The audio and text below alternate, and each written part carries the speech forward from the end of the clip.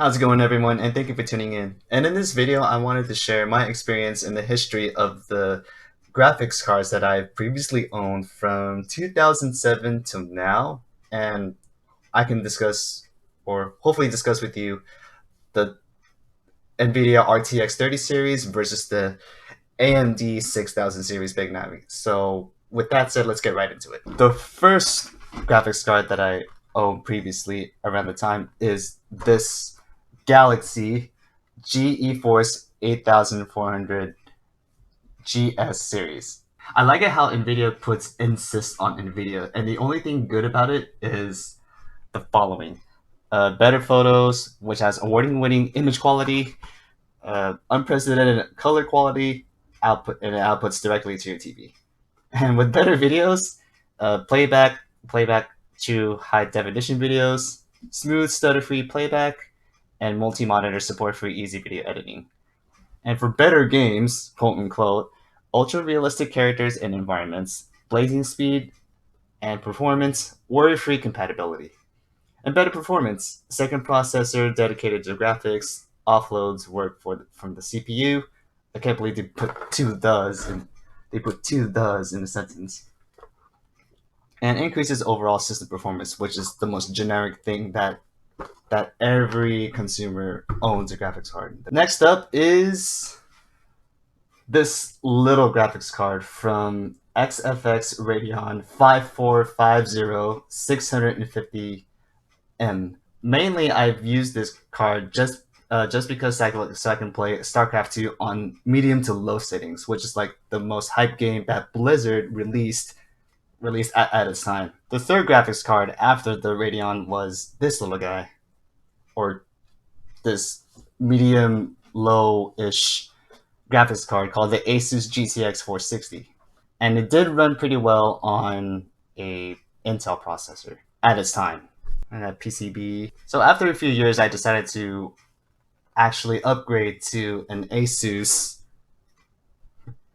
a GTX 660 DirectCU, which actually is 2 gigabytes, so that I can actually purchase this card to get the free game of Assassin's Creed 3 at its time, which is around 2012.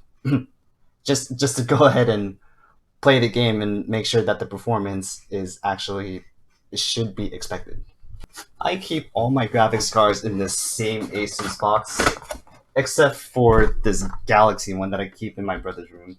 So there are some things that I rather keep separated, but somewhat together, so that I can share a bit of piece of history of what I own.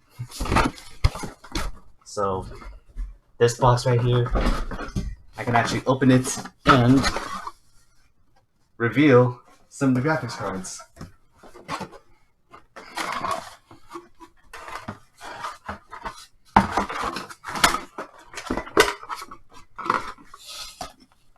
I don't care if I'm actually damaging the cards, but this is what I actually have accumulated. Oh. Okay, we're gonna take a break on carrying both of those boxes on those very ancient graphics cards back from 2007. So at any rate, the next video card that I actually upgraded to after the 660 was the Gigabyte Windforce Overclocked 4GB 970. And at the time, I actually bought the card to get the card and then play Assassin's Creed Syndicate, which to me this was like a pretty important upgrade.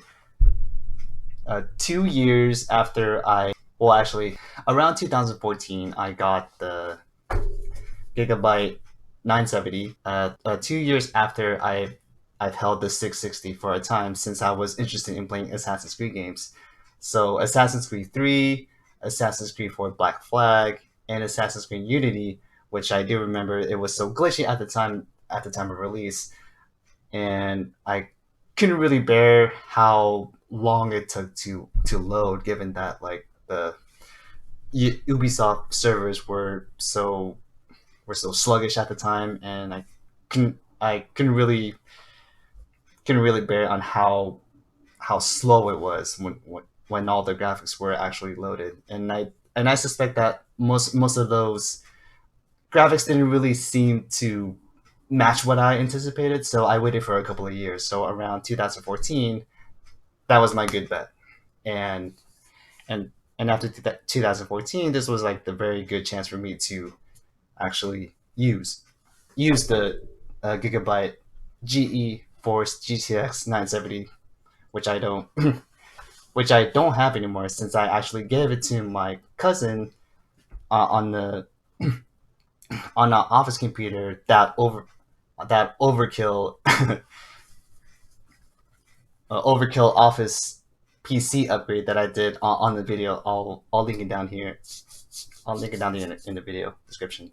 While I attended BlizzCon 2010, I actually looked at the ASUS booth at the time, and then they were showcasing four PCs. One of them, which it had the GTX 460 and an Intel i7 950 Nehalem processor, which is one of the first generations that I had with an ASUS Rampage 3 Gene. It sounds like, but I'll somewhere I'll put the name hopefully in the video, that hopefully just to clear it up. Um, it was good for a time, and I was actually upgrading at least two graphics cards for a good 9 to 10 years or so. Um, and now since this year, before the pandemic, I decided to actually upgrade from a 970 to a whole new fleshed out AMD system into this card. Thankfully, Micro Center has all the tech that I actually shop for, and this came along with it. So the 1660 Super by Gigabyte offered me like some good peace of mind with the system that I actually upgraded around March. So for a good amount of time, I was able to play some games, actually video edit, and do some work with this card.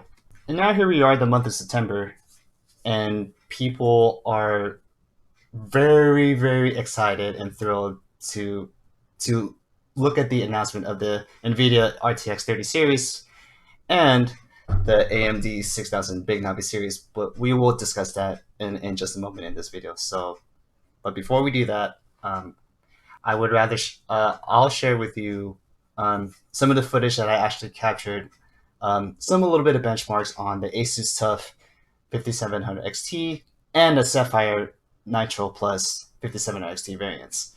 So what I do hope for in this upgrade that I was looking for is that I can actually run folding at home in one of the 5700 XT variants to monitor the performance, monitor the temperatures, monitor the benchmarks and everything like that, so that I can actually have some real peace of mind in order to not upgrade or actually binge in binge in or no or not to binge buy or impulse buy a new graphics card upgrade, which I know it's not necessary at this point, since a lot of people are having this mindset of this instant gratification. But for now, when I bought or I actually rented the ASUS TUF 5700 XT variant, the better version, which I had the heatsink and all, it did improve a lot, given that it has a good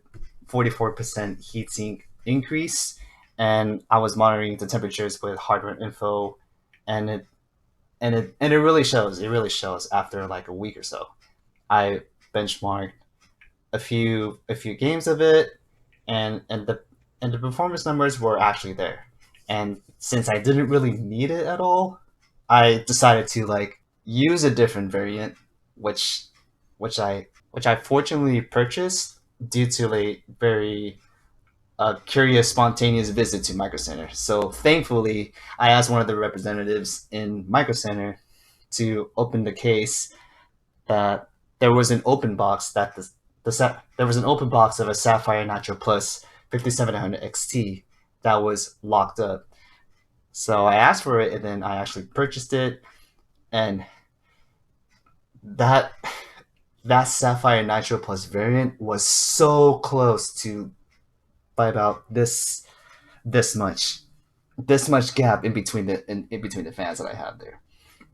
I can honestly say the Sapphire Nitro Plus is like one of the best coolers aside from the Red Devil. I must say the Sapphire Nitro Plus is one of the best cooling solutions aside from the Power Color Red Devil variant. Like they're both equal in cooling performance, and I really love both of those cars. So I can say to myself, I'm very proud of the Sapphire Nitro Plus variant, and especially that the performance it gives, but a very good reasonable margin. So I can actually toy with the software, choose between the buy switches left or right. I personally like the left, which is more functional and operable, so I can actually tone to tone the graphics card to my specific needs. So I can actually run fully at home, get some work done, play some games. And even though I own the card, I can still video edit it, given that Filmora 9 has the encoder, which may or may not be necessary for it, but it's also nice to have to pair it up with the Ryzen 7 3700X.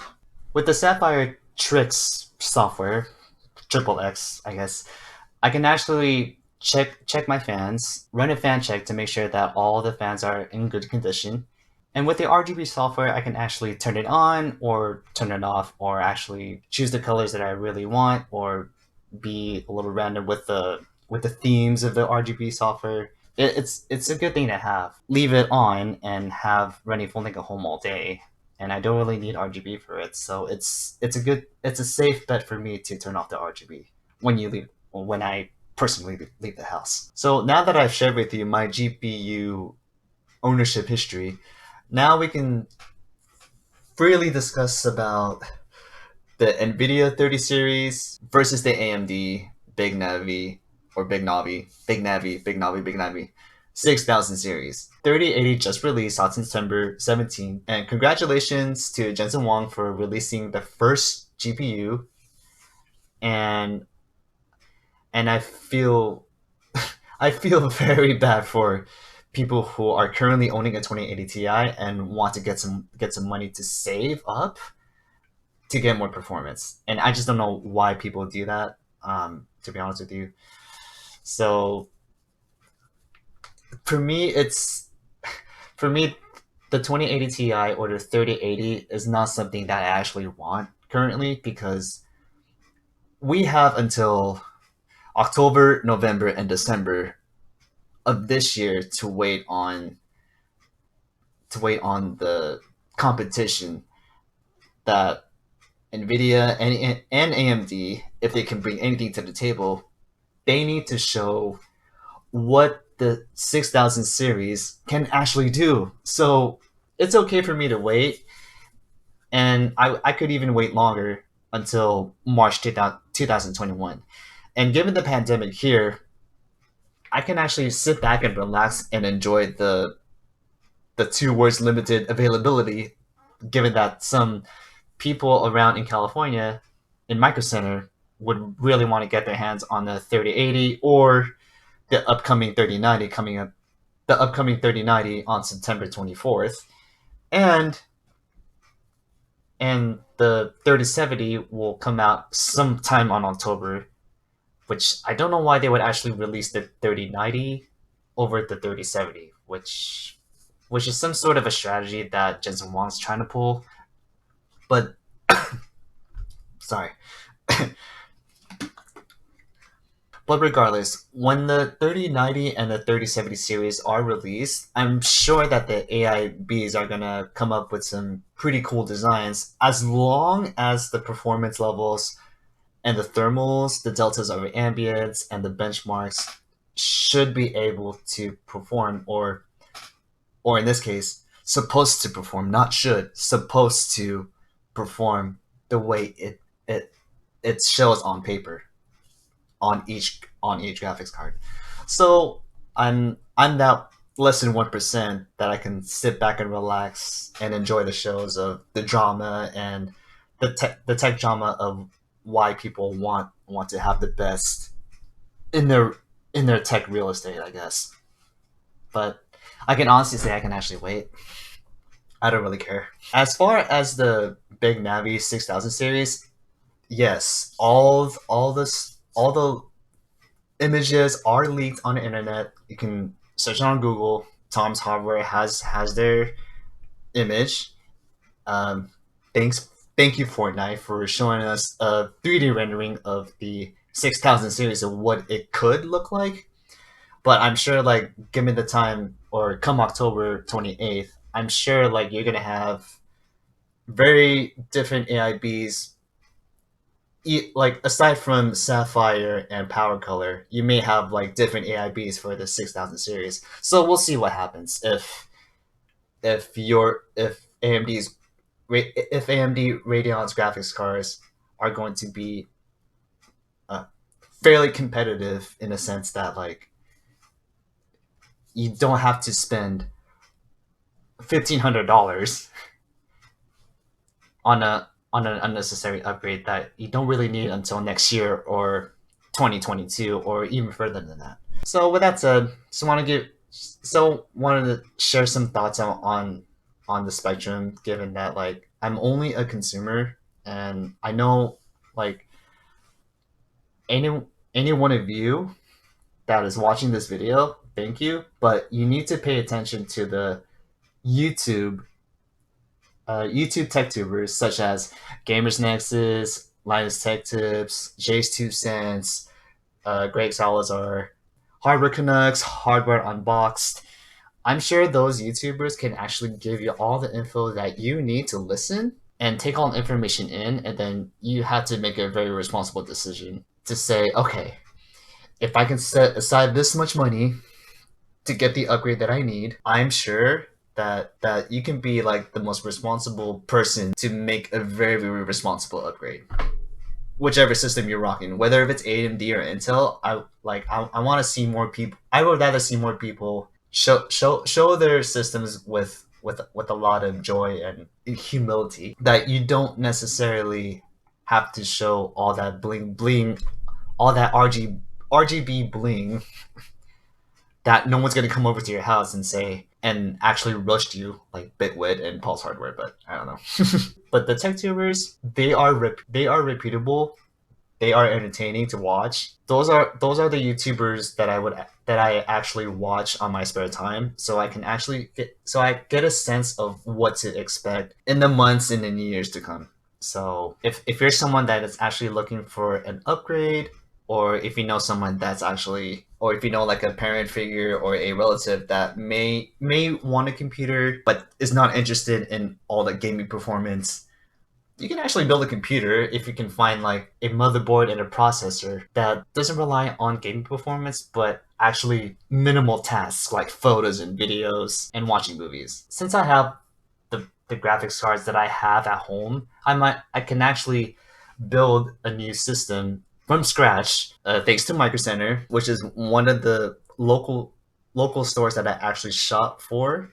I can actually build a computer on my own and then give that computer to someone that actually needs it. So Nvidia versus AMD, it doesn't matter what type of GPU upgrade you're gonna get in your future, but at this point, everyone has that responsible decision to upgrade, and you need to make sure that you have enough money and the means to work around your system. And with someone like me that can explain in a language that even a simple person can understand, from apples to apples and everything else in between, people will get you as long as you have the experience, the knowledge, and the repertoire that you have amidst the time of this pandemic here. It's amazing what this pandemic can do. And with everything going on, be tough inside, but stay safe. Like, be compassionate to people that you know, and they're gonna thank you for all the efforts that you're doing.